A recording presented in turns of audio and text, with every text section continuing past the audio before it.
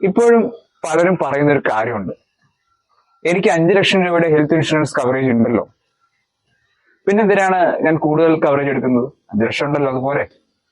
ശരിയാണ്, 5 ലക്ഷം രൂപയുടെ കവറേജ് ഒക്കെ ഉണ്ട്. പക്ഷേ ഇപ്പൊ ഒരു മേജർ സർജറി വരികയാണ്, അപ്പൊ നമുക്ക് ഈ 5 ലക്ഷം രൂപയുടെ കവറേജ് മതിയാകുമോ?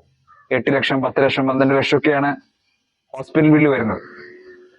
അങ്ങനെ ഒരു സാഹചര്യത്തിൽ ഒരു കുടുംബത്തിന് എത്ര രൂപയുടെ ഹെൽത്ത് ഇൻഷുറൻസ് പരിരക്ഷ ആവശ്യമാണ്? നമുക്കൊന്ന് പരിശോധിക്കാം.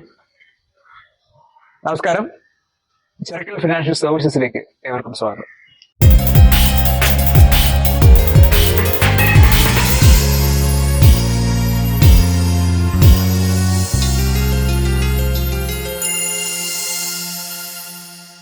നമസ്കാരം, ഞാൻ ലിൻസൺ മാത്യു. ചെറുക്കൽ ഫിനാൻഷ്യൽ സർവീസസിലേക്ക് ഏവർക്കും വീണ്ടും സ്വാഗതം. ഈ ചാനലിലൂടെ investment, insurance, tax planning, mutual funds തുടങ്ങിയ കാര്യങ്ങളുമായി ഉപകാരപ്രദമായ വീഡിയോകളുമായി ഞാൻ നിങ്ങളുടെ മുമ്പിലേക്ക് വരുന്നതാണ്. ആദ്യമേ നമ്മളൊരു കാര്യം മനസ്സിലാക്കണം, എല്ലാ കുടുംബങ്ങൾക്കും ആവശ്യമായ ഹെൽത്ത് ഇൻഷുറൻസ് കവറേജ് ഒരേപോലെ അല്ല. പല പല സാഹചര്യങ്ങൾ അനുസരിച്ച് ഓരോ കുടുംബത്തിന്റെയും റിക്വയർമെന്റ് മാറി മാറി വരും. നമ്മുടെ കുടുംബത്തിന് ആവശ്യമായ കവറേജ് എത്രയാണെന്ന് തീരുമാനിക്കേണ്ടതിന് മുമ്പ് നമ്മൾ ചില കാര്യങ്ങൾ അറിഞ്ഞിരിക്കണം.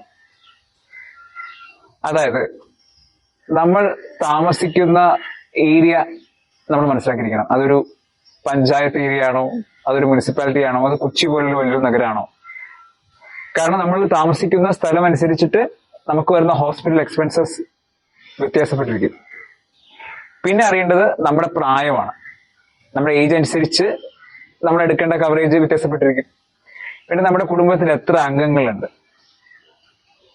പിന്നെ നമ്മുടെ നിലവിലുള്ള ആരോഗ്യസ്ഥിതി, നിലവിൽ നമുക്ക് എന്തെങ്കിലും ആരോഗ്യ പ്രശ്നങ്ങളുണ്ടോ, എന്തെങ്കിലും മരുന്നുകൾ കഴിക്കുന്നുണ്ടോ, പിന്നെ ഒന്നുള്ളത് നമുക്ക് നിലവിൽ കോർപ്പറേറ്റ് ഹെൽത്ത് ഇൻഷുറൻസ് ഉണ്ടോ എന്നുള്ളതാണ്.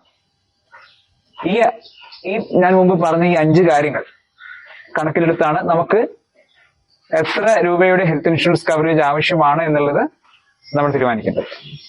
ഫോർ എക്സാമ്പിൾ, കൊച്ചിയിലെ ഒരു സൂപ്പർ സ്പെഷ്യാലിറ്റി ഹോസ്പിറ്റലിലാണ് നമുക്കൊരു സർജറി വരിക എന്ന് വിചാരിക്കുക. എത്ര എക്സ്പെൻസ് വരും? 6 ലക്ഷം, 8 ലക്ഷം, 12 ലക്ഷം, 15 ലക്ഷം. നമ്മുടെ റിക്വയർമെന്റ് എത്രയാണെന്നുള്ളത് നമുക്കറിയാൻ പറ്റില്ല. അപ്പോൾ ഈ 5 ലക്ഷം രൂപയുടെ കവറേജ് നമുക്ക് മതിയാകുമോ? അങ്ങനെ ഒരു സാഹചര്യത്തിൽ ബാക്കി എക്സ്പെൻസ് നമ്മുടെ പോക്കറ്റിൽ നിന്ന് നമ്മൾ ചെലവഴിക്കേണ്ടതായിട്ട് വരും. അതുകൊണ്ടാണ് എപ്പോഴും അഡ്വൈസേഴ്സ് പറയുന്നത്, നമ്മൾ ഹെൽത്ത് ഇൻഷുറൻസ് എടുക്കുമ്പോൾ പ്രീമിയം മാത്രം നോക്കിയിട്ടായിരിക്കരുത് എടുക്കുന്നത്. നമ്മുടെ കുടുംബത്തിന് ആവശ്യമായ ഘടകങ്ങൾ പരിശോധിച്ചിട്ട് വേണം എടുക്കുന്നത്. പ്രീമിയം ഒരിക്കലും ഒരു ഘടകമല്ല. നിങ്ങളുടെ കുടുംബത്തിൽ നിലവിൽ എത്ര രൂപയുടെ ഇൻഷുറൻസ് കവറേജ് ഉണ്ട്? ഒന്ന് താഴെ കമന്റ് ചെയ്യൂ. ഇതുപോലെ ഉപകാരപ്രദമായ വീഡിയോകൾ വീണ്ടും നിങ്ങളിലേക്ക് എത്തിക്കുന്നതിന് വേണ്ടി ഈ ചാനൽ സബ്സ്ക്രൈബ് ചെയ്യൂ, ലൈക്ക് ചെയ്യൂ, കമന്റ് ചെയ്യൂ. Thank you.